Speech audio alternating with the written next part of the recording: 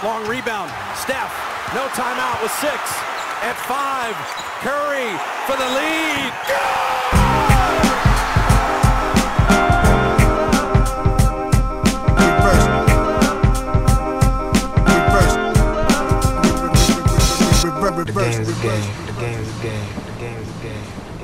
Always, always, always.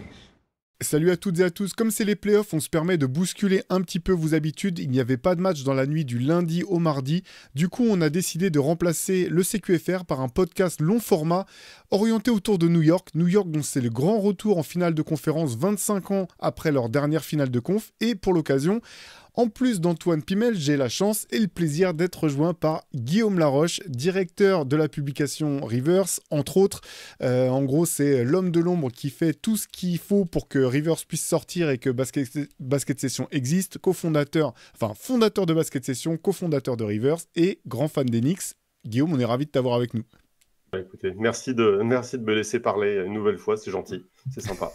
C'est vrai qu'on l'avait gardé dans une case en disant non, ça suffit les fans des Knicks, on les laisse plus venir maintenant. Pas tant qu'ils n'ont pas passé le second tour. Je comprends, à un moment donné ils fatiguent en plus les fans des Knicks, parce que la plupart du temps ils sont vieux, ils n'ont rien d'atypique, tous les mêmes, donc je comprends. On les sort du formol quand il y a des perfs, quoi. Alors Guillaume, j'ai envie de te lancer pour lancer ce podcast tout simplement là-dessus. On reviendra après sur les aspects un peu historiques, les moments cool et moins cool de ces 25 dernières années pour les fans de New York. Simple question, en début de saison, juste après le trade de Karl Anthony Towns, de Julius Randle qui partait à Minnesota avec DiVincenzo, Karl Anthony Towns qui faisait le chemin inverse pour venir à New York. Quel était ton sentiment, toi dont l'équipe venait de retrouver quand même un niveau de performance élevé, avec une demi-finale de conférence l'année dernière, plein de blessés qui laissaient penser qu'ils étaient peut-être pas passés si loin que ça de pouvoir espérer aller en finale de conférence. Dans quel état tu étais, toi, en tant que fan des Knicks ? Mitigé. Non, très heureux des playoffs de l'année dernière, malgré les blessures. On avait le sentiment d'avoir retrouvé enfin une équipe de New York avec l'identité qu'on aime, une équipe dure qui défend ou au moins qui joue avec énergie, à défaut de défendre toujours avec beaucoup de talent, mais au moins avec beaucoup d'envie. Tout ça, évidemment, à l'image d'un Josh Hart, qui est évidemment le joueur que tout fan des Knicks adore, parce que c'est vraiment le mec qui donne tout sur le terrain. Moi, j'adorais Hartenstein, pareil. Je trouvais qu'il avait fait une campagne de playoff magnifique, révélation. J'aimais beaucoup DiVincenzo aussi. Donc, c'est vrai que c'est des joueurs... Bon, Randle était blessé et je n'étais pas fan du joueur parce qu'on n'avait pas vu le potentiel qu'il avait en lui au final. Et on n'a jamais vu le niveau de Randle qui est aujourd'hui le sien aux Wolves, quoi. Donc, mais c'est dommage parce qu'en fait, c'est un super joueur cette année. On ne l'a jamais trop vu comme ça aux Knicks. Et c'est vrai que quand ils ont fait le trade pour faire venir Karl Anthony Towns, ouais, moi, je n'ai jamais été un gros fan de joueur. Je ne le trouvais pas...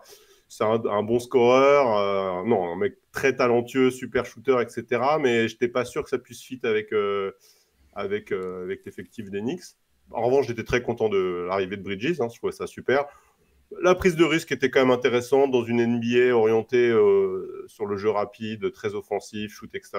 Non, c'était une bonne chose, mais les pertes étaient un peu dures à encaisser quand même. On se dit, ah mince, on a perdu un peu. Après, l'équipe s'est certainement renforcée, donc ça va être quand même bien. Donc non, je disais mitigé, mais non, c'était cool de pouvoir récupérer quand même un gros joueur comme ça au Knicks, quoi.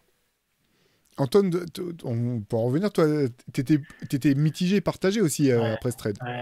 Très, très, très mitigé, un peu comme Guillaume. J'avais le sentiment qu'en fait, les Knicks n'étaient pas nécessairement gagnants en changeant DiVincenzo et Hartenstein par 4.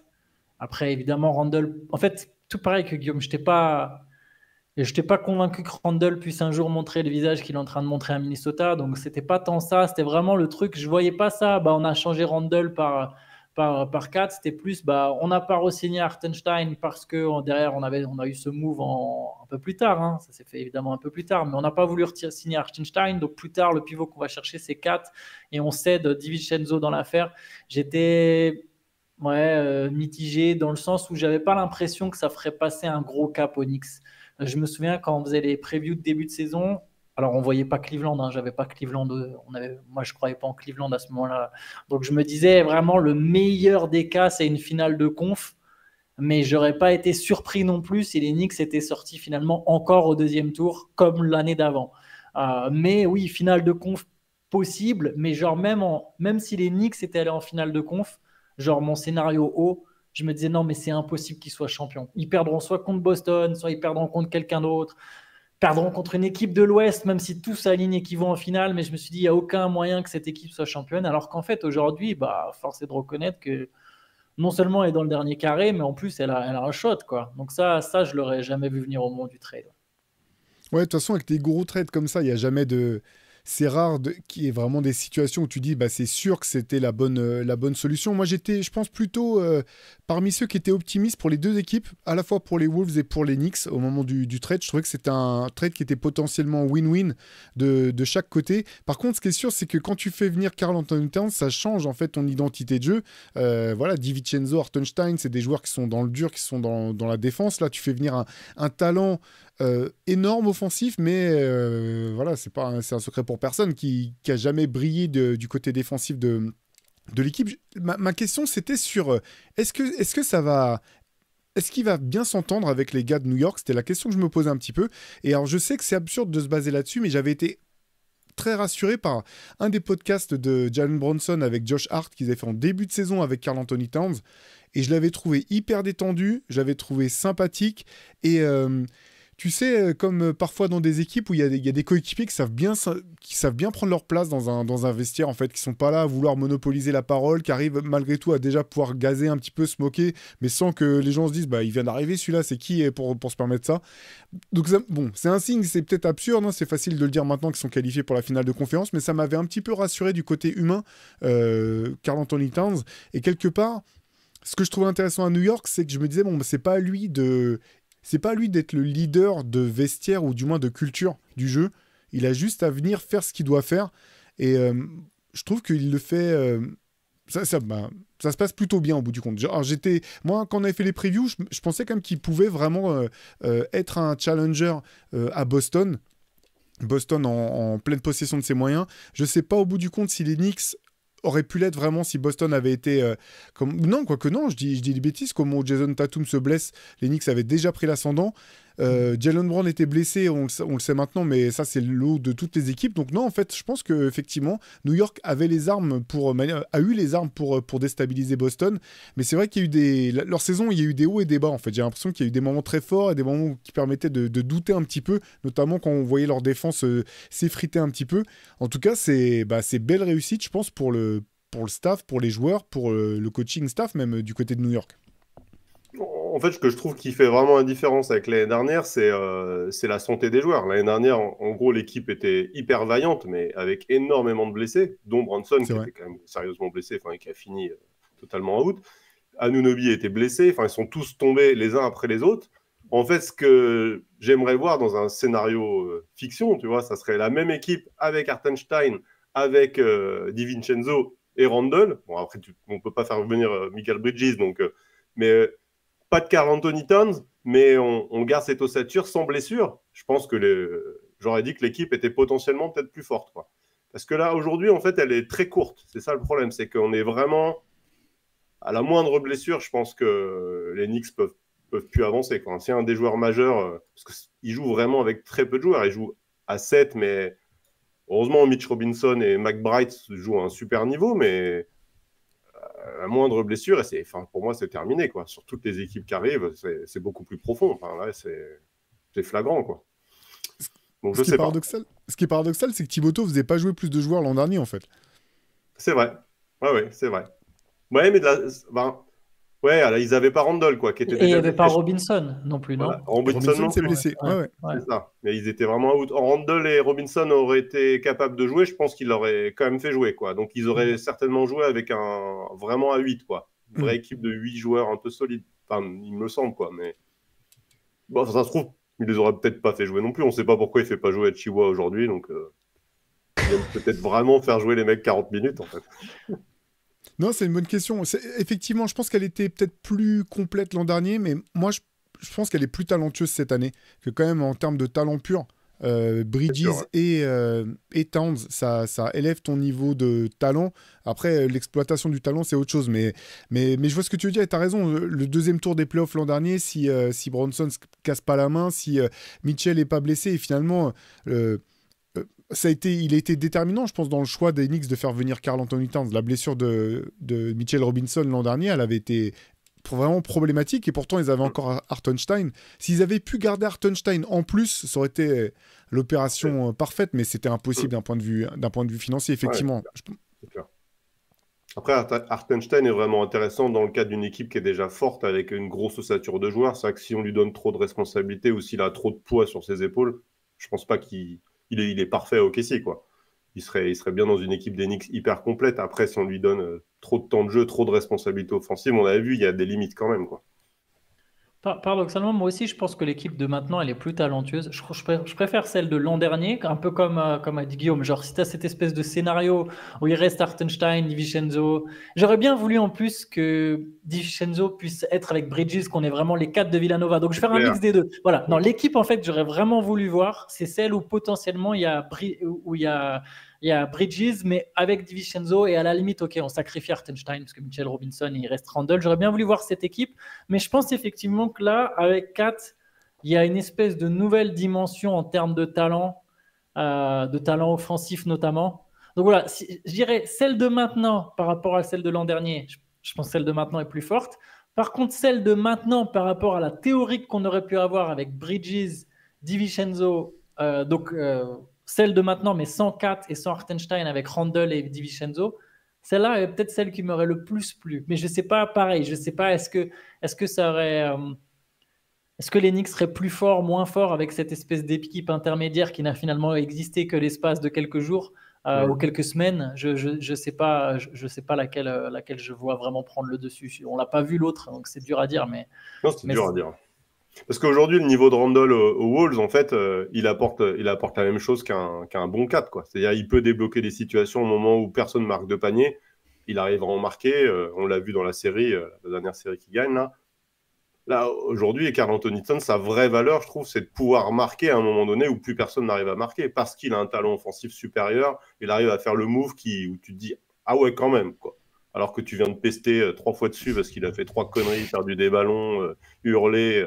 dans tous les sens. Et là, tu te dis, ah ouais, quand même, si, heureusement qu'il est là, il a mis le panier qu'il fallait, quoi.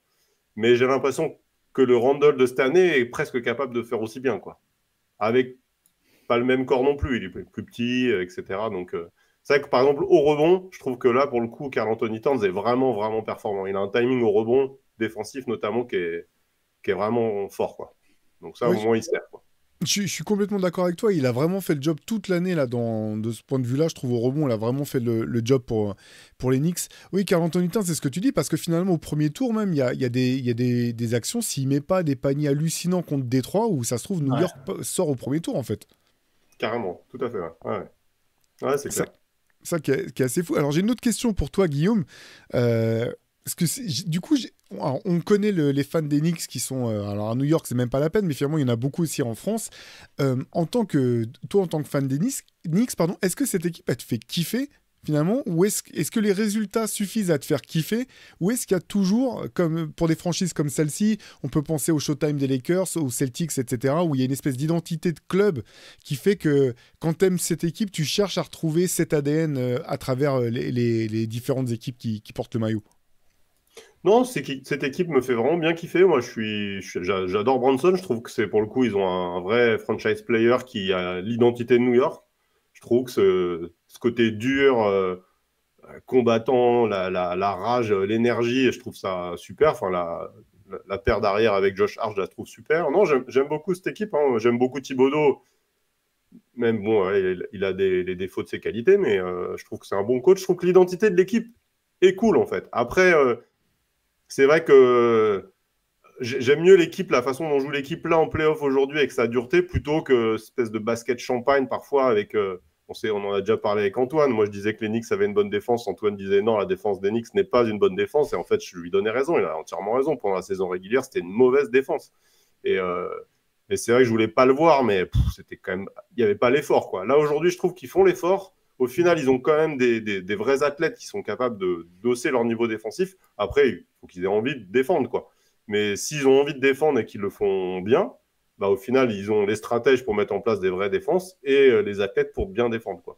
Donc, moi, en tant que fan d'Enix, c'est vrai que on aime quand ça défend vraiment sérieusement. Après, moi, je suis un ancien. J'aimais bien le basket défensif de l'époque d'Enix, un peu prestige. Il y a eu plein de périodes qui étaient désagréables à voir pour ça. Là, aujourd'hui, je trouve qu'on a ça. C'est-à-dire qu'on a le talent offensif et en même temps, on a cette dureté qui, vraiment, ça se bat sur le terrain, quoi. Donc, je kiffe cette équipe. C'est là où Bronson, d'ailleurs, c'est incroyable. Petite pique gratuite pour Nico Harrison. C'est un autre mec que les Mavs ont laissé filer sous Nico Harrison. Même aussi, honnêtement, je pense que pas beaucoup l'avaient vu venir non plus, l'évolution de Jalen Brunson. Mais tu sais, tu parles de la défense. Effectivement, en saison régulière, moi, j'ai pas non plus trouvé les Knicks bons en défense. Et je pensais vraiment que ça serait d'ailleurs une lacune. Ça sera intéressant de voir dans la série contre Indiana si c'est quelque chose que les Pacers arrivent à exploiter. Tiens, est-ce que les Knicks vont faire tout le temps les efforts? Et quand je dis Knicks, en vérité, je parle de 1, c'est toujours le même, c'est 4. Est-ce que 4 va se faire prendre s'il y a 4 rotations à faire dans une possession? Je trouve que c'était un truc que les Celtics n'ont pas assez exploité. Ils n'ont pas assez fait bouger la défense des Knicks. Pour revenir du coup sur Bronson et sur la défense, j'ai l'impression que Bronson, en plus de son talent, il a une qualité de shotmaker qui est incroyable. Il y a vraiment un skill de leadership. En fait, c'est comme tu as dit, il représente les Knicks, c'est le franchise player et tout ce que ça implique, quoi. Le groupe le suit. Le groupe le suit et j'ai l'impression que si lui, il se bat et qu'il fait les efforts, bah, les autres, ils se battent. Et ça, c'est beau, en fait. Ça, je trouve ça vraiment beau. Et cette équipe des Knicks, qui n'est pas forcément celle qui, moi, me parle le plus, il y a une espèce de beauté à travers ce 5 majeur soudé où tu sens, OK, ces mecs-là, là, ils sont en mission, c'est palpable. Bah tiens, comme ils sont en mission, chacun va défendre et ils s'y mettent et ils vont au rebond et ils y vont et ils lâchent pas et ils sont menés de 20 points, mais ils lâchent pas parce qu'ils sont en mission. Et tout ça, j'ai l'impression que Bronson est, au-delà du talent, a une énorme part dans cette espèce de mentalité qui s'est créée depuis 3 saisons maintenant. En fait, depuis son arrivée, il y a eu un changement complet de culture. Tu sais, des fois, c'est un peu surfait cette expression, mais vraiment là, tu te dis, bah ouais, mais c'est visible. Surtout quand tu connais l'histoire des Knicks et que tu vois comment en 3 saisons, il a tout changé dans la culture. Il y avait une stat, je ne m'en souviens plus exactement, mais en 3 saisons, il a gagné plus de matchs de playoff que les Knicks en 15 ans ou un truc comme ça. Genre, c'est un truc insane. Genre, les 15 ou 20 ans avant l'arrivée de Jalen Brunson, il y a autant de victoires que ce que Brunson a gagné avec les Knicks. Ils ont eu beaucoup de mauvaises périodes aussi. Hein. C'est facile de faire ce genre de stats. Si tu prends les 20 dernières années, c'était quand même vilain, quoi. Mais il y a eu des stars, quoi. Il y a eu Bello, tu vois, il y a eu Armares Stoudemire, il y a eu des gars, quoi. C'est pas l'an dernier même? Non, ça serait honteux, mais je me demande si c'était pas l'an dernier déjà qu'il avait passé Melo pour le plus grand nombre de victoires en play-off. Oh bah ça c'est sûr, Melo il n'en a pas gagné beaucoup des matchs en play-off, bon. Ça c'est possible. Ouais. Confirme. Ouais. Dur, mais je partage complètement ce que tu dis, Antoine. Moi, ce qui m'a plu, notamment dans la série contre Boston, qui était intéressant, c'est que défensivement, même si on sait que Jalen Brunson, c'est pas un très bon défenseur, il a refusé de se faire exploiter en défense. C'est-à-dire que Boston a essayé de l'exploiter, de se dire on va le mettre, ils vont switcher et derrière on va jouer contre lui. Et je trouvais qu'il avait défendu très très bien, quoi. Bien mieux, alors, avec ses limitations, bien sûr, mais il a réussi à refuser en fait de se faire exploiter et je pense que ça va dans ce que vous disiez tous les deux autour du bonhomme et le côté un peu leader leader de vestiaire, leader d'homme et ça c'est une donnée qui est vraiment vraiment intéressante pour New York. Et tu vois, ça me fait penser un peu à Stephen Curry, tu vois, c'est pas des athlètes, c'est des joueurs de petite taille, on va dire, par rapport à la moyenne c'est pas des Golgoth physiques. Mais par contre, les mecs ont du cœur et refusent de se faire exploiter en défense. Et tu vois, Stephen Curry, on peut dire ce qu'on veut, mais au final, il fait toujours les efforts, quoi. Même s'il y a des switches et qu'il finit par se faire poster par un mec qui lui rend 20 cm, bah, il va manger, mais il va faire quand même les efforts. Et Brunson, c'est ça, quoi. C'est qu'au pire, de toute façon, il va essayer de gêner le gars jusqu'au bout, quoi. Et je trouve que le fait de ne pas abandonner, de ne pas se laisser... quand tu es leader de ton équipe, je trouve que ça envoie le message, quoi. Surtout quand tu as des joueurs un peu, tu sais... J'ai l'impression semi-fragile émotionnellement, tu vois. Anunoby, Michael Bridges, tu vois, c'est des joueurs sympas, mais tu sens qu'ils peuvent basculer, tu sais, sur 2-3 shoots un peu ratés, ils peuvent un peu se ramollir, quoi. Et là, je pense que tu as Josh Hart et Brunson dans ton équipe, tu te dis, ah ouais, ok, non, les mecs, se sont jetés sur le terrain comme des morts de faim, je peux pas laisser tomber. J'y retourne, quoi. Ça, je trouve ça pas mal, quoi. Et ce qui est beau là, c'est que donc les Knicks retrouvent les Pacers en finale de conférence. La dernière fois qu'ils ont joué les finales de conférence, c'était en 2000. C'était contre les Pacers, justement. Guillaume, des souvenirs de leur dernière finale de conférence, la précédente, 2000, donc quand les Pacers vont en finale NBA pour affronter Kobe, Shaq et compagnie. Comment tu avais vécu ces playoffs à l'époque? Est-ce que c'était une équipe des Knicks qui t'avait fait kiffer? Voilà, c'est quoi ton souvenir de cette équipe-là? Ouais, c'était la dernière équipe des Knicks que j'ai vraiment kiffé, celle-ci. Vraiment, j'ai retrouvé cette espèce de dureté. Il y avait du talent offensif, mais il y avait vraiment cette dureté. J'avais vraiment, vraiment beaucoup aimé cette période-là. Je trouvais que c'était plein de gars un peu revanchards, etc. Et l'équipe d'Indiana, en fait, j'ai énormément de respect pour cette équipe, mais je crois que ça fait honnêtement 35 ans que je la déteste, quoi. Je déteste cette équipe depuis toujours. J'ai toujours détesté Reggie Miller. J'ai le plus grand respect pour lui, mais je détestais déjà à l'époque, quoi.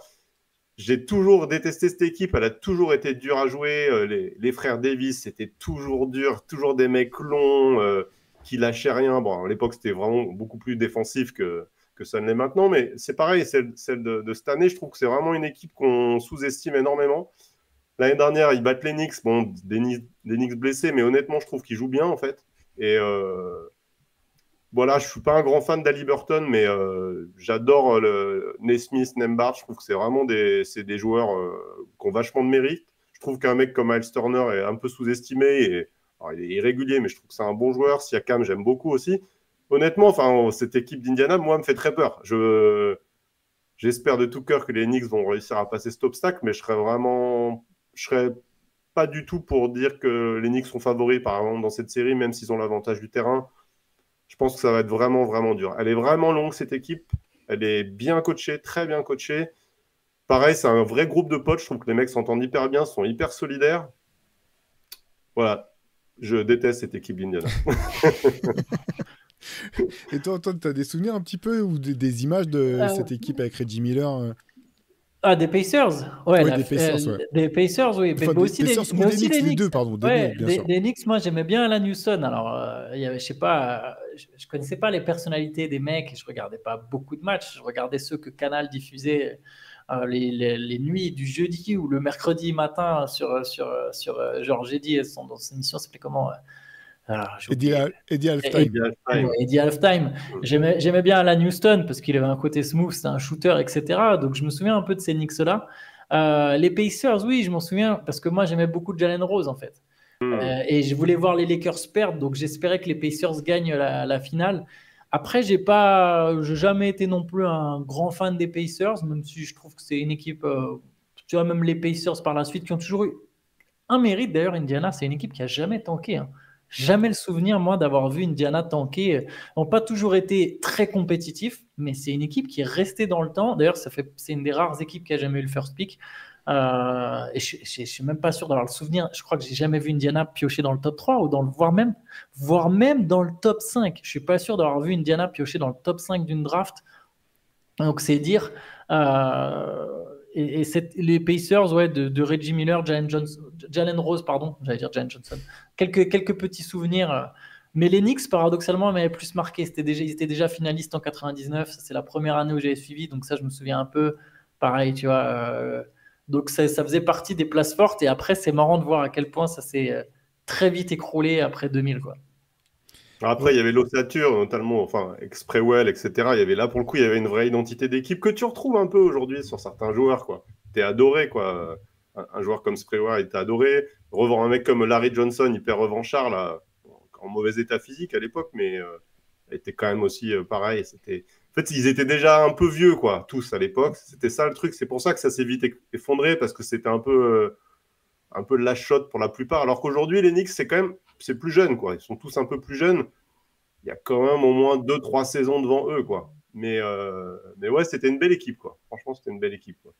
Ouais, puis ça s'est effondré aussi en termes d'image, parce que derrière, il y a ce trade terrible de Patrick Ewing qui part à Seattle, quoi. Donc c'était vraiment toute une époque qui se refermait de manière triste, quoi, quelque part. Ouais, ça se fait pas, quoi. C'était un truc qui était vraiment étrange, quoi. Ouais. En 2000, moi, j'étais dégoûté parce que je voulais absolument une finale Knicks-Blazers.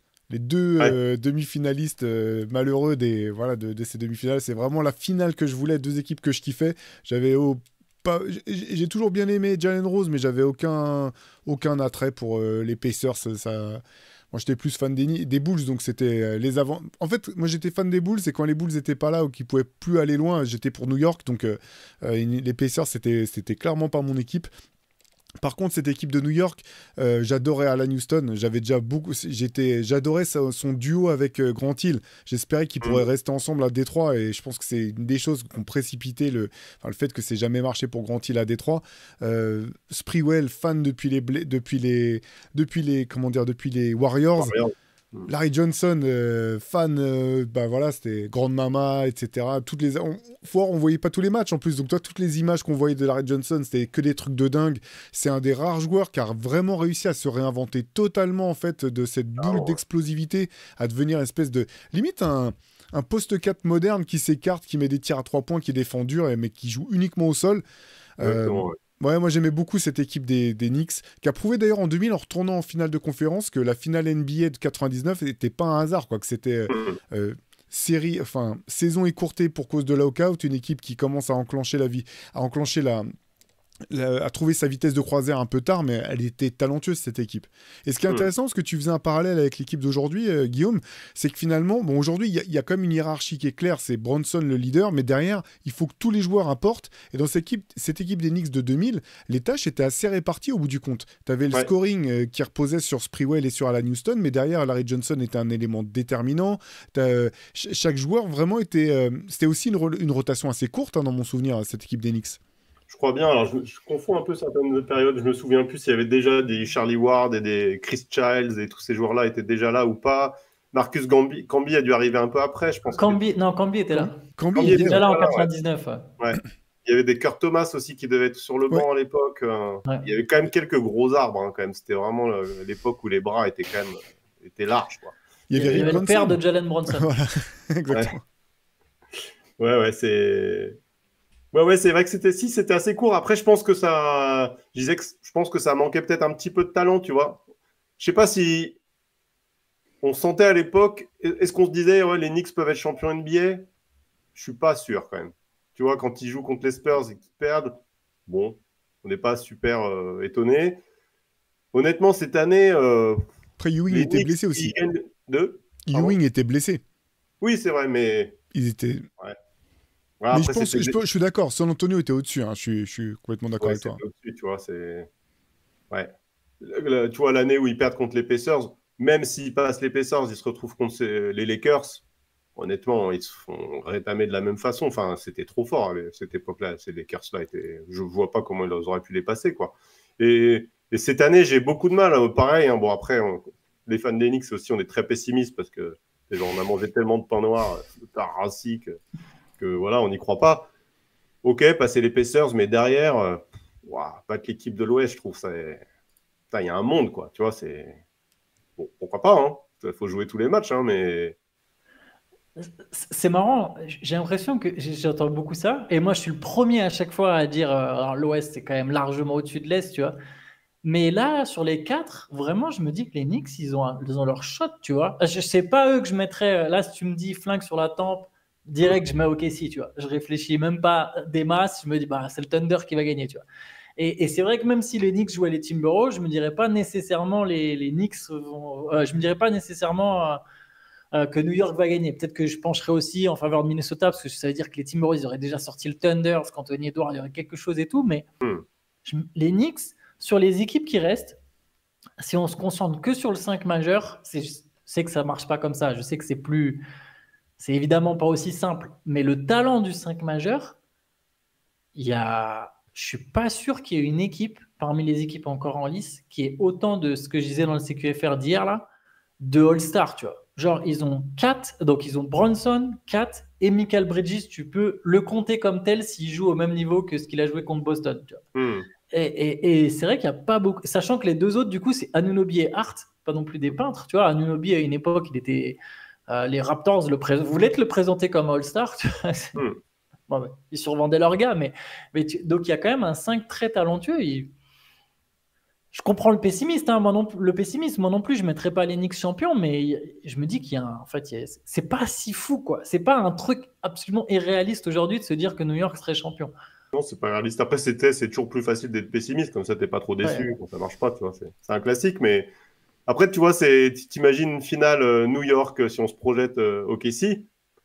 En fait, le visage d'OKC est tellement variable, mais si c'est l'équipe qui a joué le Game 7 hier soir, Ouais, bah, c'est un c'est joueur. chaud quand même. Tu vois, parce que là, ils jouent vraiment extrêmement bien, quoi. Leur défense est vraiment, tu vois, le rythme qu'ils mettent, etc. Et en fait, c'est très, très profond, quoi. C'est jeune, c'est profond, c'est rapide. Quand tu joues à 7 en face, je trouve ça vraiment dur, quoi. Tu te dis, ouais, bah, ils ont tout ce qu'il faut pour museler 4, le limiter à 8 points à 3 sur 12 et lui faire 35 fautes en 12 minutes, tu vois. C'est tellement ça. C'est tellement Quand ça. tu vois comment Jokic a été empêtré dans Caruso, tu te dis, bah, tu vois, enfin, je veux dire, 4, mon niveau intelligence de jeu, pas la même non plus, bah, ça va pas tenir longtemps, tu vois. Je sais pas, je trouve ça. Ils ont de quoi envoyer sur Bronson aussi, en plus. Pardon. Ouais. Ils ont Là, tellement ils ont- d'options, ouais. en fait. ils ont Ouais, ils ont Tellement énormément d'options d'options. défensives. Ouais. C'est ça qui est flippant avec OKC. Bon, là, c'est une petite aparté, mais effectivement, cette équipe, elle peut jouer t'as l'impression qu'elle peut jouer tous les styles de basket. Elle peut jouer avec 2 grands si besoin, elle peut jouer avec aucun grand s'il y a besoin. Et dans tous les cas, elle peut aligner une défense ultra solide sur le terrain, quelles que soient les options. Ouais, je pense que c'est le pire scénario pour New York, mais en fait, ce sera le pire scénario pour les 3 équipes qui s'appellent pas Thunder qui restent en lice, quoi. De toute façon, Ouais, ouais, après, voilà. c'était destiné. Hein. Après, ça me semblerait pas fou hein, qu'ils aillent au bout. On le savait depuis le début de la saison. Donc, voilà. Hein. On verra. Mais bon, les Knicks, quand même, en 6, allez.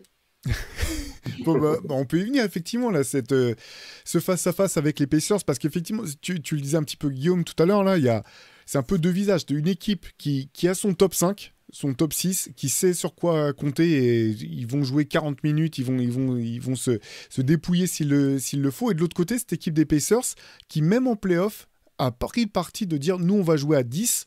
Même faire des matchs où pendant je sais plus quel match, là, à la fin du premier quart-temps, Rick Carlisle avait déjà fait jouer 10 joueurs ou 11 joueurs, un truc qui arrive jamais à ce stade de la saison régulière, qui est un pari qui est intéressant parce que tu peux dire, bon, bah, on va rester dans nos rotations, on va fatiguer les adversaires, on aura toujours des jambes fraîches à opposer à l'adversaire.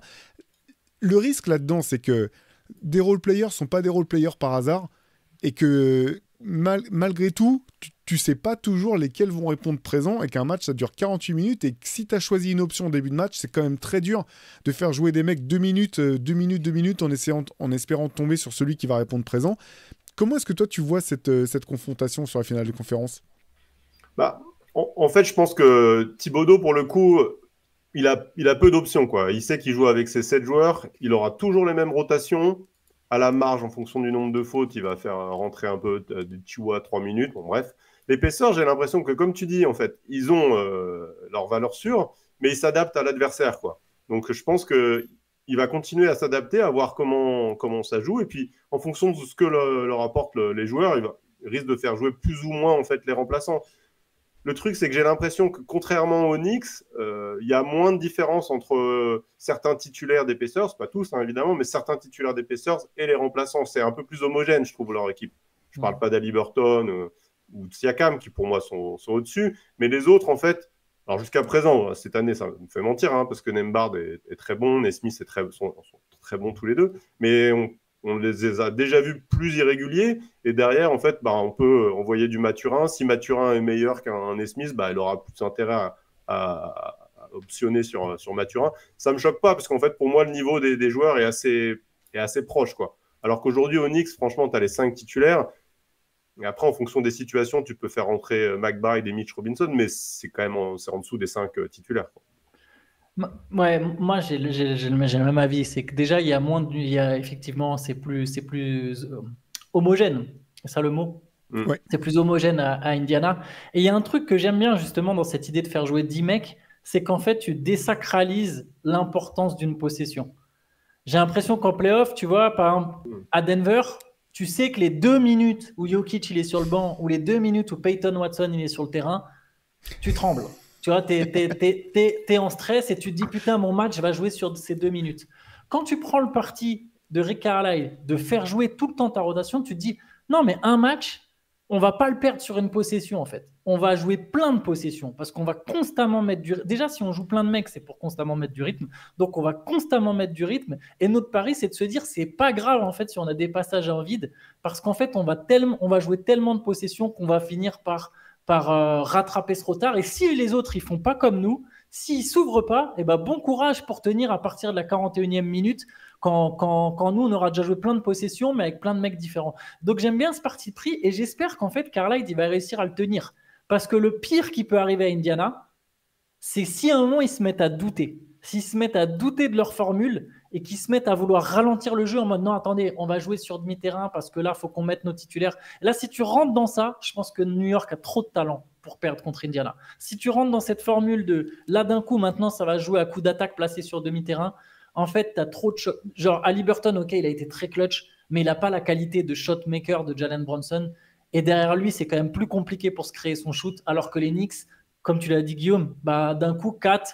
Enfin, moi, je me souviens de ce match contre Détroit où il enchaîne un 3 points avec un espèce de fadeaway à 2 points. Enfin, tu vois, c'est des moments juste pour ces possessions-là. Tu es là, ah ouais, ok, exact. Et effectivement, oui, je comprends pourquoi il est là, comme tu disais. Tu vois. Donc, moi, je pense que les Pacers, ouais, pour revenir sur la profondeur, c'est vraiment ce truc de ouais, on va jouer vite, on va jouer à beaucoup. J'aimerais vraiment qu'ils se tiennent à leur formule, même s'ils perdent. Voilà, s'ils perdent, mais au moins, ils auront. Tu sais, il y a un peu le côté, bah, on a apporté un truc nouveau, quoi. Parce qu'il n'y a pas d'équipe qui joue comme ça en playoff. Hein. Ouais, à mon avis, ils vont se tenir à leur formule parce que Rick Carlisle, c'est tout sauf un genou, quoi. Il a l'expérience, il est sûr de lui, il connaît le chemin, il connaît son équipe.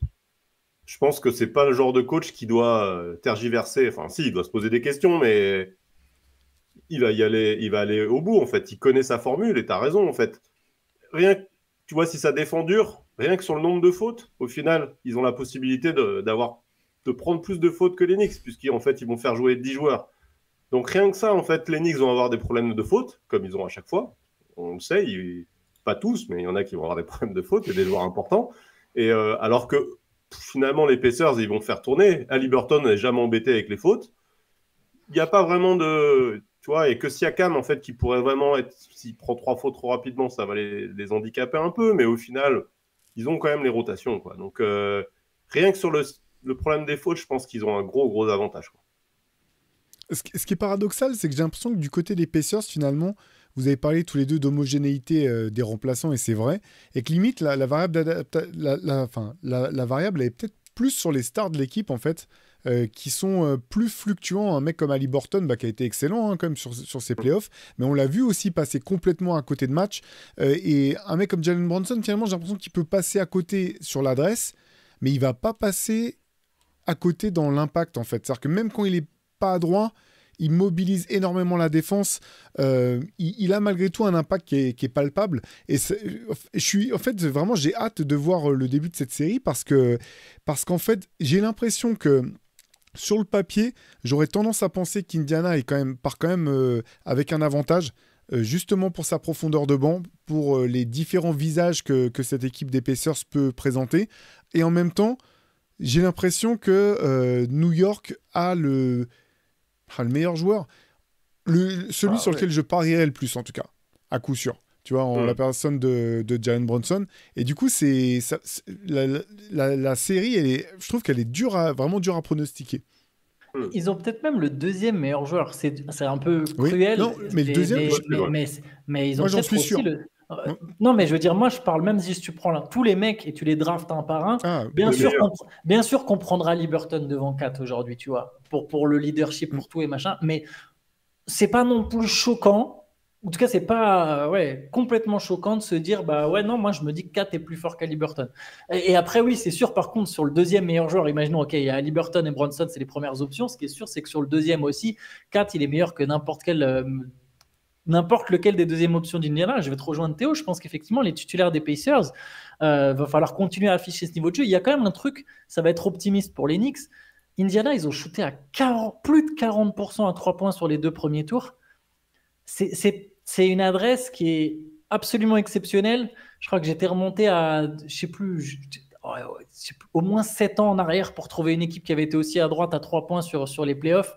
Et encore, je crois que c'était pas autant qu'Indiana. On peut penser aussi qu'à un moment, ça va se calmer. Tu vois, les Naismith, les Nembhard, ils ont tous mis leurs 3 points.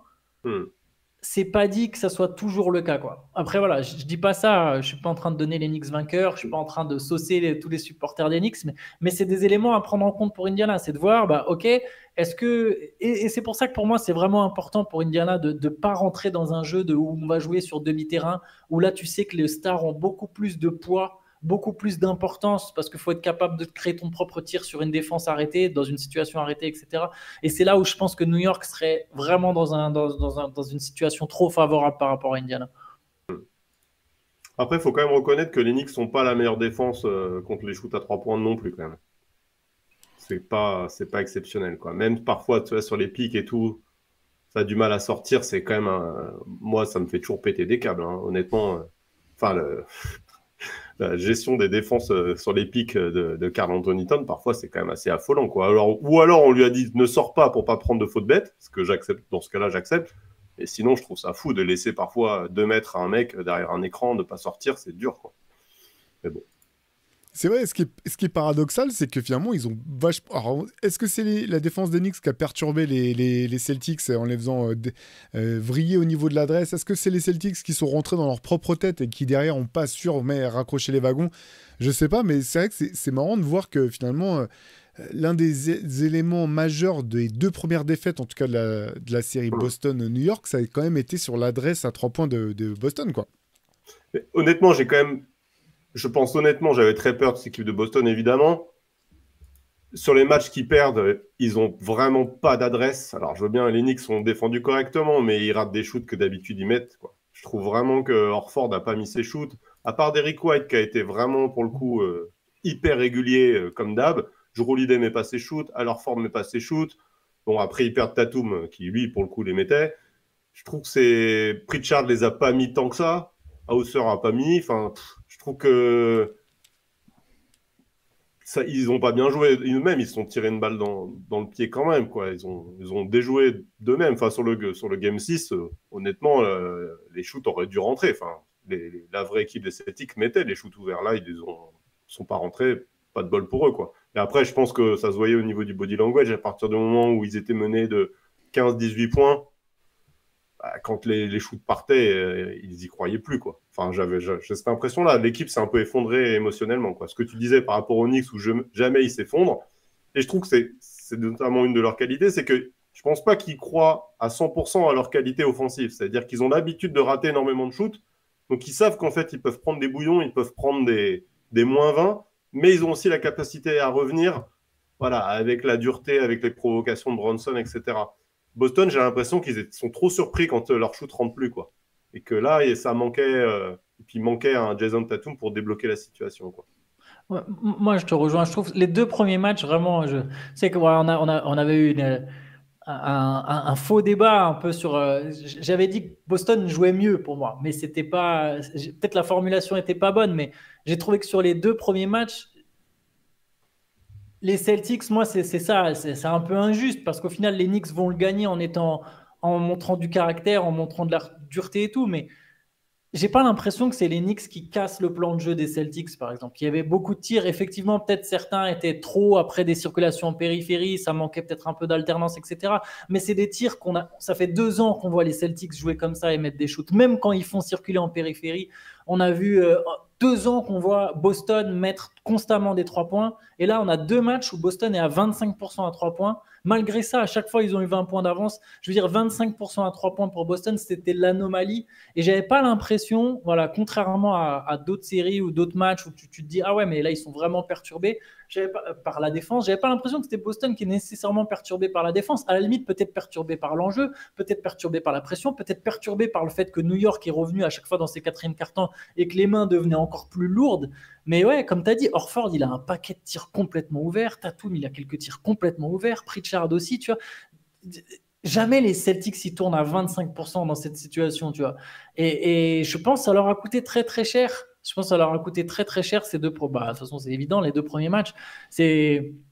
Après, voilà, c'est comme ça. Aujourd'hui, c'est New York qui est passé. Il y a pas à revenir en arrière. Mais je pense aussi que ce n'était pas nécessairement la défense des Knicks qui avait complètement perturbé l'attaque des Celtics, quoi. Ouais, moi, j'ai quand même trouvé que New York défendait de mieux en mieux au fur et à mesure de la série, en fait. Et que les ajustements que Thibodeau avait quand même fait des ajustements intéressants en défense du côté de New York. Et là, je pensais à ce face-à-face face aux Pacers. Ce qui me rendait fou, en fait, du côté des Knicks dans la série face à Boston, c'est que j'avais le sentiment qu'une des options offensives les plus efficaces pour New York, c'était de faire poster Karl Anthony Towns. Et à chaque fois, ça me faisait halluciner qu'il y ait des cartons entiers où ça arrivait pas du tout, où ça arrivait une fois, et puis la fois où tu joues, c'était payant. Et pourtant, là, on parle des Pacers. J'ai l'impression que les Pacers sont peut-être moins d'options encore que Boston pour défendre sur du jeu posté de Karl Anthony Towns. Et je suis vraiment curieux de voir. Tu sais, parfois ça arrive. Alors là, sur les playoffs, au fur et à mesure des matchs, il y en avait de moins en moins, donc vous pouvez regarder les matchs en intégralité. Mais certains matchs, je les regarde en all possessions parce que tu n'as pas le temps de tout voir en détail. Par contre, j'essaye tout le temps de voir les débuts de match pour voir quelles sont les options, en fait, vraiment, quoi. Tu vois, quelles options offensives chaque équipe essaie de mettre en place pour tirer un avantage. Et je suis très, très curieux de voir du côté des Knicks s'ils vont essayer de jouer cette carte-là, de jouer du jeu posté pour Towns et en jouer tôt dans le match. Et du côté des Pacers, je suis curieux de voir dans quelle mesure ils ont recours à des défenses de zone et à quelle vitesse ils vont essayer d'en mettre en place. C'est les deux ajustements vraiment que je suis curieux de voir dans cette série. Mais t'as vu souvent, toi, côté Knicks, en gros, Karl Anthony Towns positionné pour recevoir la balle au poste et jouer un poste? Rarement, en fait. Mais ça, c'est les options du coach, en fait. C'est pas le joueur qui choisit ça. Parce que la plupart du temps, en fait, lui, il reçoit la balle loin, tu vois, limite tête de raquette à 3 points, et après, il va poser un dribble, tenter un shoot ou faire un move. Mais je n'ai pas l'impression qu'ils prennent position à l'intérieur de la raquette ou au moins, tu vois, dans le elbow, etc. J'ai rarement... Je ne sais pas si c'est... Soit c'est un choix du coach, soit c'est d'accord avec eux, c'est qu'il n'est pas à l'aise pour recevoir la balle à cet endroit-là aussi, peut-être. En fait, à chaque fois qu'il l'a joué, il a été super bon. Il y a même un match où il a dominé à Horford en lui mettant sur la gueule, alors que Horford vraiment défendait bien pour le coup. Il lui mettait sur la gueule. Il y a des situations où il s'est retrouvé face à Tatum. Il a fait prendre des fautes à Tatum. Pour moi, en fait, c'est pas ce qu'il préfère.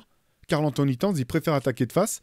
Mais quand il l'a joué, il l'a très bien joué, en fait. J'ai trouvé qu'il avait vraiment très bien joué. Et tu vois, pas comme certains grands où tu leur dis, bah allez, va jouer du jeu posté. Et leur seule option, c'est de prendre des fadeaway, par exemple, parce qu'ils sont tellement pas à l'aise avec le contact. Il y a des fois où vraiment, il va au cercle.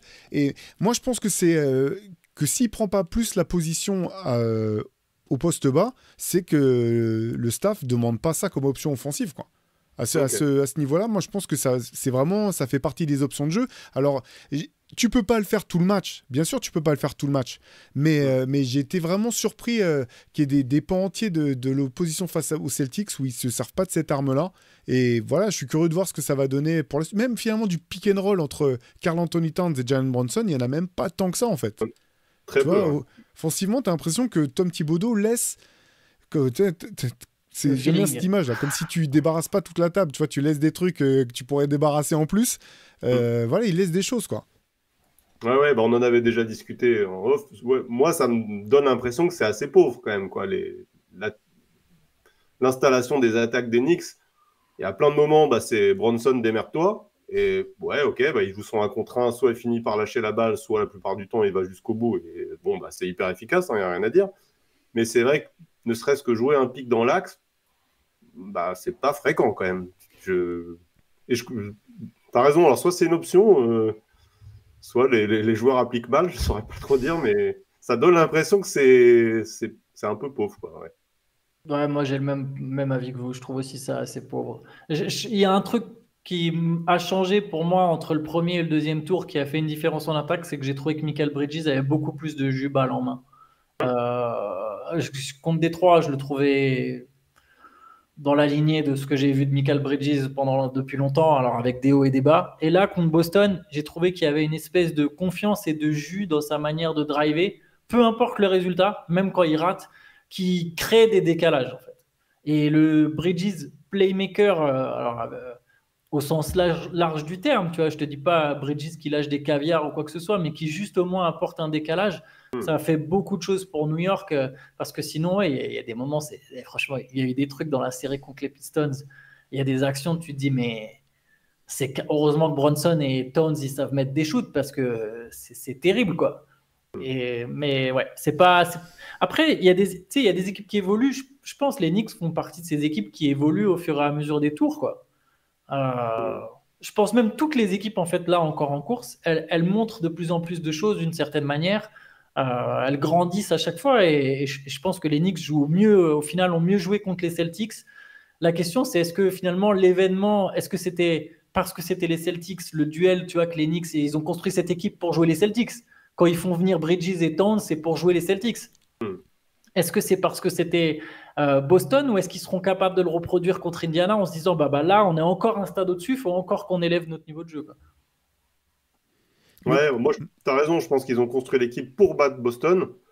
Je pense que pour eux, Indiana, c'est anecdotique, quoi. Je pense que ils ont tort. Enfin, après, je pense pas qu'ils pensaient devoir croiser Indiana en finale de conf. Je pense qu'ils auraient certainement imaginé croiser Indiana avant et finir avec Boston ou éventuellement Cleveland, si on avait imaginé Cleveland à ce niveau. Mais ouais, moi, j'ai l'impression que c'est quand même construit autour du talent et de la capacité des joueurs à créer des décalages balle en main. Alors, en l'occurrence, Bronson et un peu Bridges. Et que derrière, ils arrivent quand même à bien se passer la balle en périphérie pour trouver des shoots à 3 points.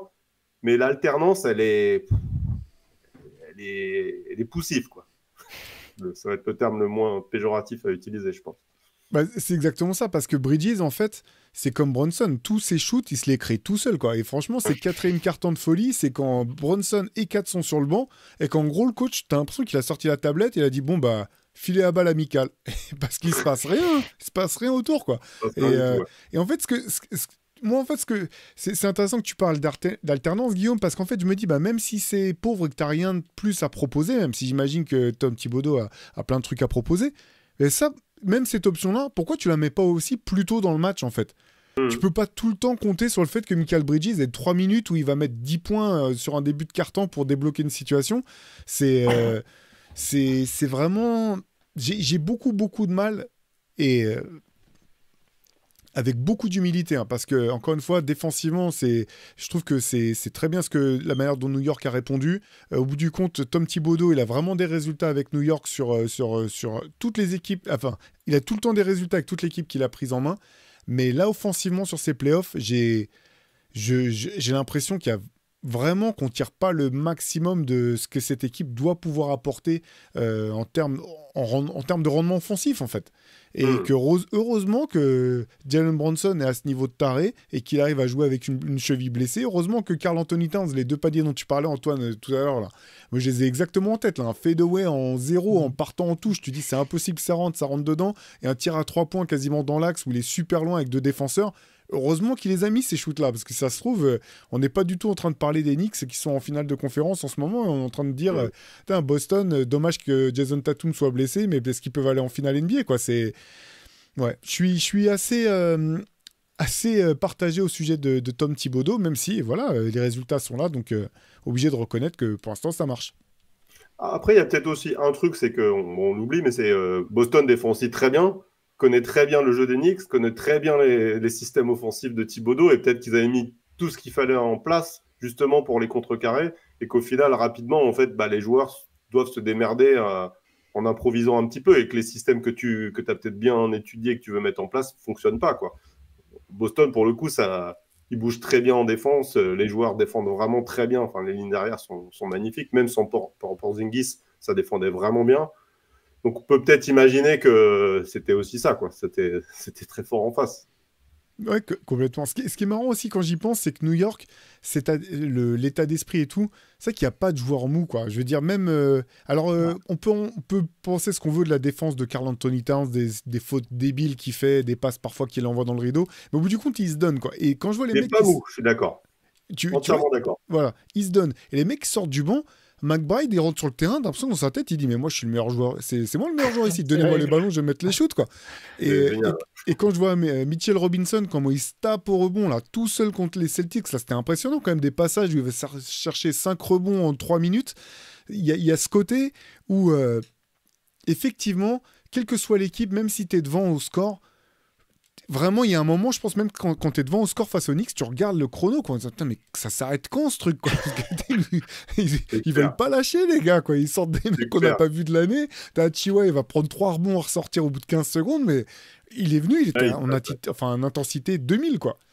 Il y a une séquence qui est marrante dans le Game 6 là, contre Boston. À un moment donné, il y a Jalen Brunson qui reçoit la balle dans le corner sur la gauche, là, et il y a Mitch Robinson qui est vraiment loin, qui fait l'effort d'aller défendre sur lui, et il lui met une telle pression, je sais pas si vous voyez, et Jalen Brunson finit par perdre la balle en essayant de faire un mouvement. Et tu vois après, côté genre désespérant pour lui, quoi. Parce qu'il se dit, l'autre est lent, il va jamais réussir à sortir sur moi. Finalement, il sort bien. Il perd la balle. Je trouve que tu as raison. En fait, l'énergie, elle est quand même cool, quoi. C'est vraiment, pour le coup, et je suis d'accord même sur Karl Anthony Towns, que j'apprécie pas de ouf parce que, en plus, je le trouve trop dans l'exubérance, en fait. Tu vois, ça, c'est vrai. C'est Ça, le par caractère, contre, en fait. je suis C'est totalement l'attitude de d'accord. Cal. ouais, il n'y arrive pas, quoi. C'est-à-dire, range-moi cette langue et ces doigts sortis au bout de le seul 3 points que tu as mis, quoi. Et toi, regarde Bronson. Enfin, je veux dire, il va pas faire son 3 après en avoir raté 8, quoi, tu vois. Donc, sois sobre, fais ce qu'il faut et puis fanfaronne plus tard, quoi, mais fanfaronne pas tout de suite, quoi. Mais bon, après, si c'est comme ça qu'il se motive, c'est cool, il n'y a pas de problème. Par contre, je trouve qu'effectivement, il se bat quand même, quoi. Pas toujours dans la subtilité, mais on peut pas lui reprocher d'être mou sur des séquences où vraiment, voilà, où il a l'impression de errer sur le terrain, c'est pas le cas, quoi. Donc, Il en prend moins aussi des 3 points à New York qu'à Minnesota. Je ne sais pas si vous avez ouais. remarqué, ce qui pouvait être très agaçant aux Timberwolves par moment, malgré son adresse. Hein. C'est un bon shooter à 3 points, mais il avait tendance un peu à s'enfermer presque un peu là-dedans. Ouais. Et il en prend moins avec New York. Et je suis d'accord avec vous qu'il n'est pas mou. Lui, juste des fois, il ne place pas toujours bien son énergie, Towns, Ouais, je dirais. Il y a des fautes parce que tu sais, genre tu sens.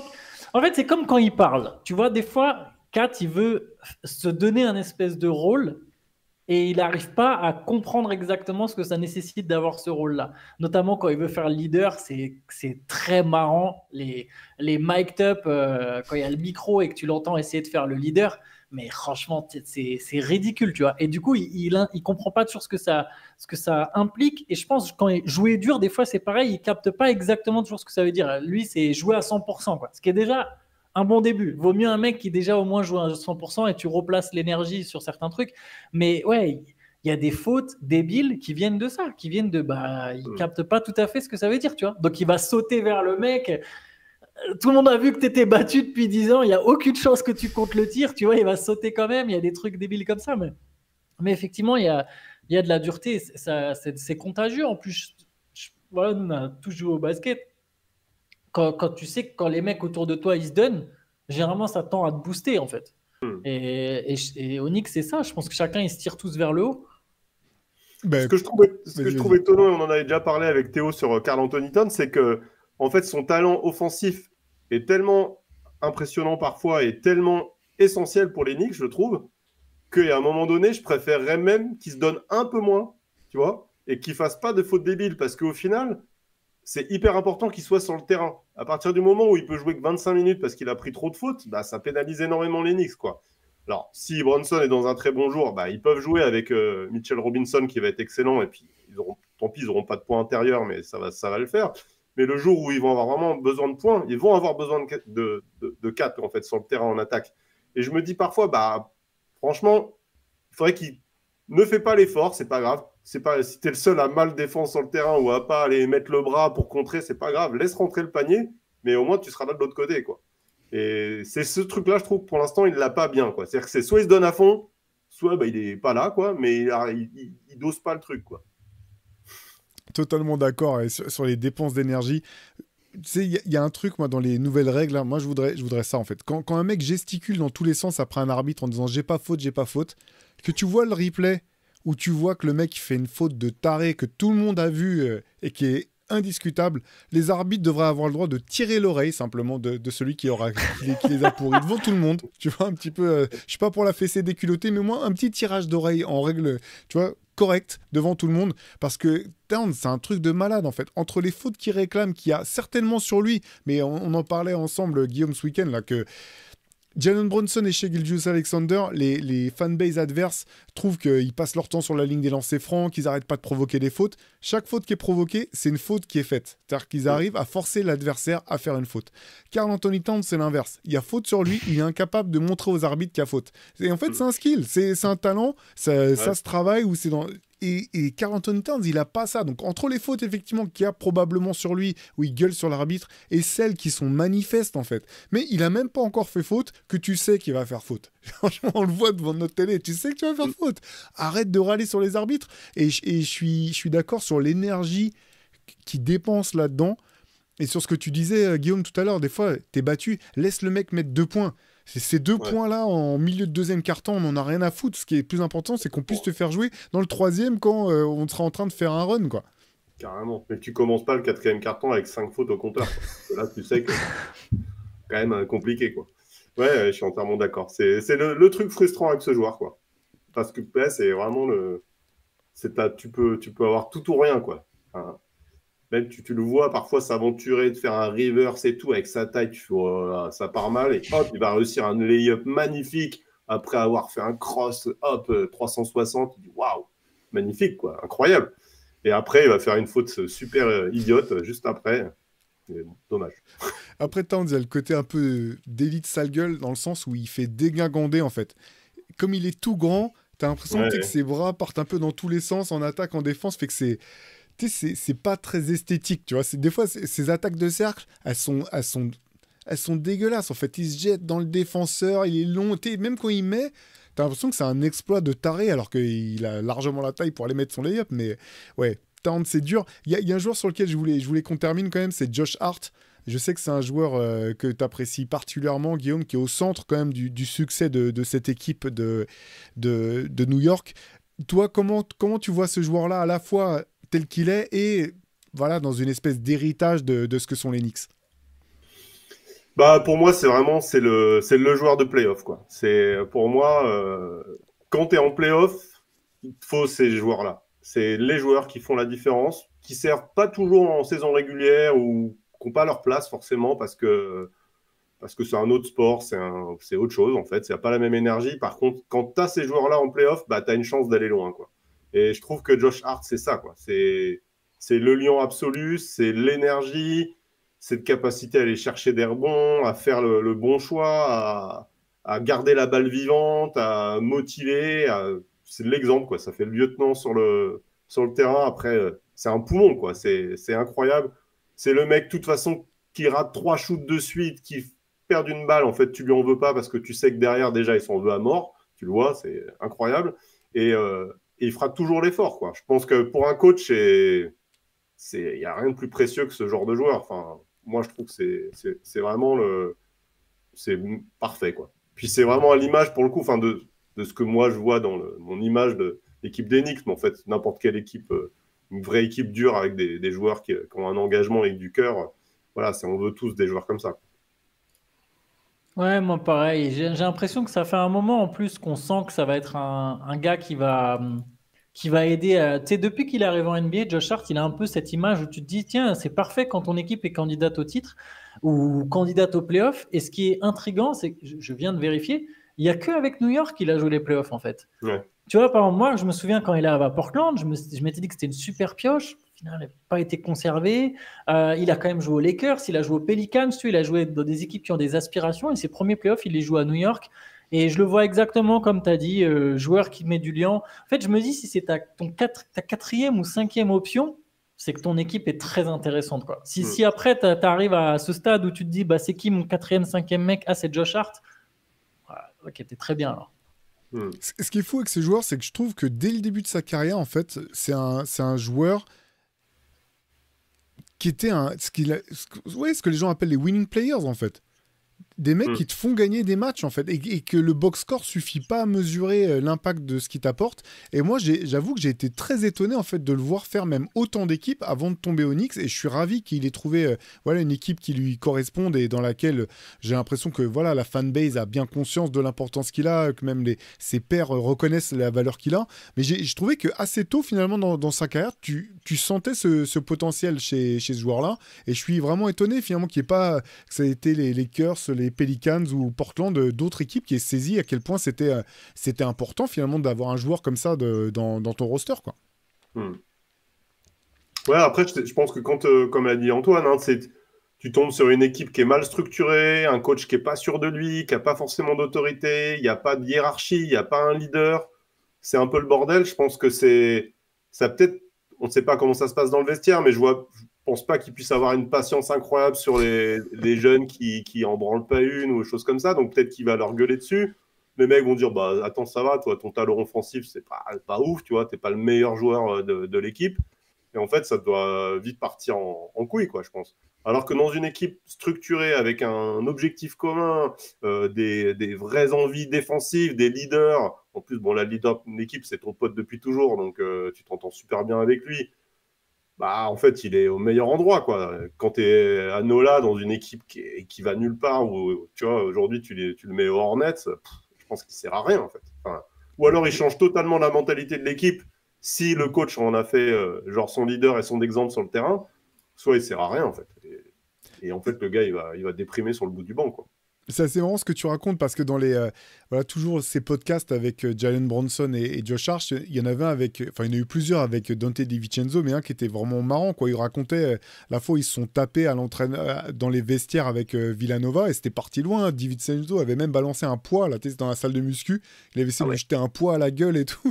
Au bout du compte, les mecs sont devenus potes. DiVincenzo, qui est aussi un winning player, moi j'adore ce mec depuis son arrivée en NBA. Même sa carrière, elle est un petit peu décevante par rapport à ce que j'imaginais qu'il pourrait apporter à des équipes qui vont loin. Et je te rejoins là-dessus, Guillaume. Ça se trouve, tu vois, quand tu as ce mental-là, mais que tu n'es pas le meilleur joueur de ton équipe, finalement, que tu n'as pas le salaire et le statut qui vont avec, les autres peuvent te regarder en disant mais il se prend pour qui celui-là, et en fait tu n'as aucun effet d'entraînement sur ce qui se passe autour de toi.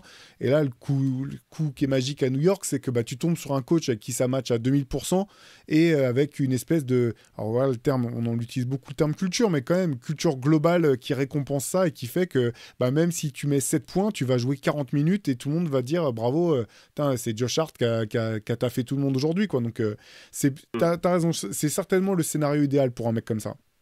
Ouais, je pense. Après, il aurait eu sa place. Tu vois, tu le mets au OKC, c'est pareil. Enfin, tu vois, c'est des joueurs comme Caruso, tu vois, qui en fait servent pas à grand chose en saison régulière. Enfin, ils sont anecdotiques. En fait, tu dis ah ouais, tiens, il met 9 points de moyenne. Bon, on s'en fout, tu vois.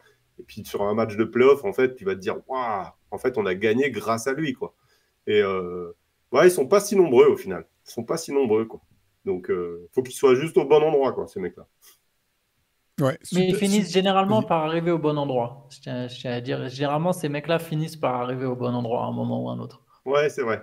Il faut qu'ils aient l'intelligence, tu vois, parce qu'un mec comme Josh Hart, en fait, après, tu vois, aujourd'hui, il gagne 20 millions, tu vois, la saison.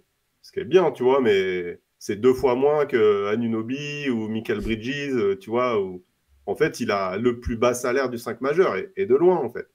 Et en fait, soit il l'accepte, et c'est OK pour lui, et il se dit déjà, c'est déjà plein de fric, c'est ce que j'espère ce qu'il se dit d'ailleurs, mais soit, tu vois, il y a un petit ego quand même, tu te dis, attends, je suis hyper utile à l'équipe, et pourtant, on ne me donne pas mon argent, quoi. Et je pense que ça va être compliqué, parce que comme tu dis, en fait, il va être vu quand même comme la 4e option de l'équipe. Et pourtant, il y a plein de situations de jeu au moment où ça compte vraiment pour aller loin, où il va peut-être être le deuxième ou deuxième joueur le plus important sur le terrain. Mais ça, c'est pas toujours valorisé dans la hiérarchie de l'argent, quoi. T'as raison, c'est pour ça que globalement, de toute façon, les fenêtres sont aussi courtes, parce qu'il y a toujours un moment où soit c'était un jeune joueur qui est plus dans son contrat rookie et qui va demander plus d'argent, soit un mec comme Josh Hart ou autre qui a montré que sa valeur dépassait celle qui correspondait à son salaire. Donc c'est pour ça que les fenêtres sont si courtes au bout du compte, et que c'est aussi rare que tu aies des équipes comme les Spurs de l'époque où les mecs restent et même acceptent de prendre moins d'argent pour rester, parce qu'ils ont conscience que justement ce qu'ils sont en train de faire ensemble, ils pourront pas le faire autre part s'ils se séparent. Et bon, New York a la chance d'avoir encore 2 années, je pense, durant lesquelles ils n'ont pas besoin de se poser ces questions-là, mais c'est aussi des questions qui vont se poser rapidement pour les Knicks, comme pour toutes les équipes performantes. D'ailleurs, ça me fait penser à toi, je regardais ça tout à l'heure, je regardais sur le roster les joueurs qui étaient sous contrat, et ça me faisait penser, je voulais poser cette question à Antoine, l'expert sur ces sujets-là, là. Comment est-ce que les Knicks pourraient encore se renforcer? Je sais que la saison n'est pas terminée pour eux, mais comment ils pourraient se renforcer l'année prochaine par rapport à leur marge, à ton avis, quoi? C'est une très bonne question. Disons que si on n'est pas sur un trade, je pense que tu passes sur une ossature qui reste à peu près la même. Après, tu peux toujours changer des role players à la marge. Tu vois, est-ce que Precious Achiuwa, tu peux le remplacer par un autre gars qui soit fit mieux, soit a plus la confiance de Tom Thibodeau? J'imagine que de toute façon, tu vas pas bouger ton top 5 et comme c'est tes plus gros salaires, entre guillemets, tu peux pas ajouter un autre gros salaire de plus. Il y a toujours la possibilité de trade Mitchell Robinson, mais ça m'étonnerait vu ce qu'il apporte. Après, la grande question pour les Knicks, c'est si on veut être dans le fantasme. Imaginons que là, ça se termine mal. Il y a un truc, il y a rien de plus Knicks d'ailleurs que d'éliminer Boston et d'ensuite perdre contre Indiana. Je pense que tu seras d'accord. Il y a vraiment rien de plus Knicks où tout le monde se dit ah bah tiens ils ont sorti le champion en titre c'est bon et boum tu perds contre Indiana douche froide. Imaginons que New York sortait. Il y a un certain Giannis Antetokounmpo qui apparemment adore la ville de New York. Est-ce qu'il y aura un trade? Eh ben, malheureusement, je pense que non. T'as vendu tellement La vrai conclusion pendant 15 magnifique secondes. de ce truc, c'est que je suis pas certain de voir comment les Knicks pourraient faire venir Giannis. Vraiment, faudrait que Giannis dise explicitement, pardon, je ne veux que les Knicks. Et que du coup, le GM des Bucks se dise ok, il veut que les Knicks, on va lui donner les Knicks. Et dans ce cas-là, nous, on va accepter de ne pas faire une reconstruction, mais de prendre Karl Anthony Towns et d'essayer d'être compétitif avec Kat en première option. Je sais pas. Ou alors, ok, on prend pas Kat, mais on prend Mikal Bridges, Josh Hart et Mitchell Robinson. Est-ce que les Knicks le font? Enfin, je sais pas. Enfin, oui, si, je pense que les Knicks le font quand même. T'as Giannis, mais bon, je sais pas. Voilà, donc le fantasme Giannis aux Knicks, j'y crois pas trop. Un gros trade, j'y crois pas non plus. Par contre, des ajustements à la marge. De toute façon, tu l'as dit, le top 7, il est bon en fait. Il manque peut-être juste un gars ou deux à ajouter. Et ce un gars ou deux, bah, ça peut être un rookie, va savoir, qui se révèle. Un gars qui, avec Thibodeau, c'est peu probable quand même. Un gars, New York plus Thibodeau, ça me semble impossible. Un mec qui est signé à la place d'Achuya, donc des mecs à la marge. Mais je suis pas sûr qu'il y ait une vraie grosse marge de progression via la free agency ou quoi que ce soit. Ouais, j'ai l'impression qu'en fait, il faut avoir un vrai statut quand même aux yeux de Thibodeau pour avoir le droit à des minutes à New York, quoi. Tu vois, parce que bon, alors, effectivement, campaign, ça sert pas à grand chose, mais tu vois, même un Landry Shamet, à une époque, c'était pas un mauvais joueur. Bah, il met pas les pieds sur le terrain, ou même on en parlait avec Théo, quand ils avaient Alec Burks, qui était un bon joueur. En fait, il a fallu qu'il y ait tous les joueurs titulaires et une jambe cassée pour que ils le mettent enfin sur le terrain et qu'il soit capable de montrer que c'est encore un vrai joueur avec de l'expérience, qui ne fait pas d'erreur, etc., quoi. Et je trouve ça toujours étonnant de me dire, en fait, il veut des joueurs déjà avec des statuts incroyables, mais là, de toute façon, on est d'accord, il n'aura pas la marche, quoi. Donc, et pourtant, je pense quand même qu'il faudrait, au minimum, au moins qu'ils aient une rotation plus longue pour user moins les titulaires en saison régulière, je pense. Mais même ça, compliqué. Mais t'as raison. Parce que ce qui est compliqué aussi, c'est qu'avec sa manière de coacher, où quand même Thibodeau n'aime pas trop les changements, c'est-à-dire que j'ai l'impression que si tu veux pouvoir jouer pour lui, il faut que tu sois un mec comme McBride, où tu vas rentrer et en 2 minutes, tu vas pouvoir avoir de l'impact. Et c'est pas non plus le cas de tous les remplaçants, en fait. Il y a des remplaçants qui ont besoin d'un peu plus de temps, parce que ce qu'ils font, c'est un peu plus diffus dans le jeu, tu vois.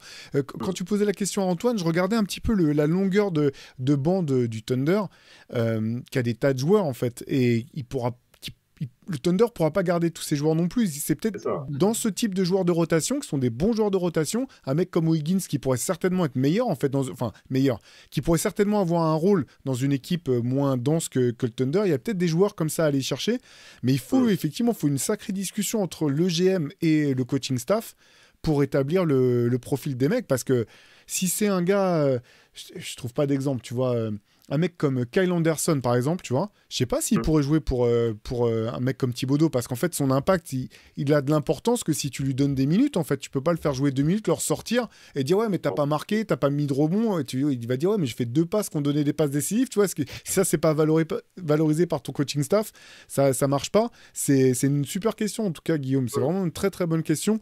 Je pense que du coup, parce qu'au début des playoffs, là, j'étais pas sûr que Thibodeau reste à New York même. Et là, c'est pas encore acté, mais j'ai quand même le sentiment qu'en faisant finale de conférence, on peut partir sur le principe que Tom Thibodeau sera là l'an prochain. Mais ça va être, même si c'est une équipe qui n'a pas beaucoup de marge, le peu de marge qu'ils ont peut faire une différence énorme en tout cas. Ouais, c'est ça. Moi, je pense que s'ils pouvaient arriver à faire signer un meneur d'expérience capable de donner 15 bonnes minutes, tu vois, au relais de Bronson, où Bronson, à la limite, parfois serait propositionné en poste 2, il n'a pas la création. Juste, il peut se reposer un peu sur ton saison régulière et que ce gars-là est capable de faire jouer les Kat, Bridges et autres. déjà, ça aiderait énormément parce qu'aujourd'hui, ils ont vraiment pas ce joueur, quoi. Au final, les créateurs, ils sont dans le 5 majeur. Et quand Cam Payne rentre, c'est juste pour mettre ses shoots à 3 points. Il n'est pas capable de mettre en place quelque chose, tu vois. Et je me dis, bah, c'est bien dommage, quoi. Je pense qu'aujourd'hui, un vrai meneur gestionnaire, ça leur manque, quoi. Je pense. Je peux pas vivre dans un monde où Cameron Payne et Karl Anthony Towns sont champions NBA. Ça c'est douloureux. C'est pas difficile. Ça n'a rien contre les Knicks, rien contre New York, mais un monde où Kat est champion NBA, je pense qu'on va le perdre à jamais. Alors Cam Payne, ah non là c'est trop. T'as quand même un mec qui est capable de faire des flex au bout de 12 secondes parce qu'il a mis un lay-up et un autre qui fait des célébrations qui est même pas sur le terrain. Donc c'est très très dur. Oui. Non. Bon, en tout cas, cette série qui s'annonce passionnante commence dans la nuit de mercredi à jeudi. Premier match entre les Pacers et les Knicks. Les Knicks qui auront l'avantage du terrain, parce qu'ils ont gagné un match de plus en saison régulière. Ça commence au Madison Square Garden. Guillaume, merci d'avoir été avec nous pour ce podcast. On s'était dit de toute façon qu'on t'inviterait forcément pour parler de New York. Dès demain matin, vous pourrez retrouver un nouvel épisode du CQFR et notre programmation plus ou moins habituelle. Voilà, comme c'est les playoffs, encore une fois, on se permet des petites modifications.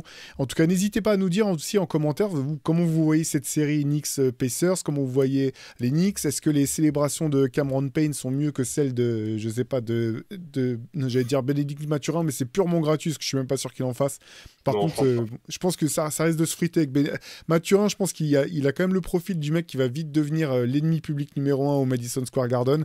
Voilà. En tout cas, ça commence dans la nuit de mercredi. On vous donne rendez-vous sur Basket Session tous les jours. Portez-vous bien et à très vite. Ciao. Ciao, ciao. À bientôt.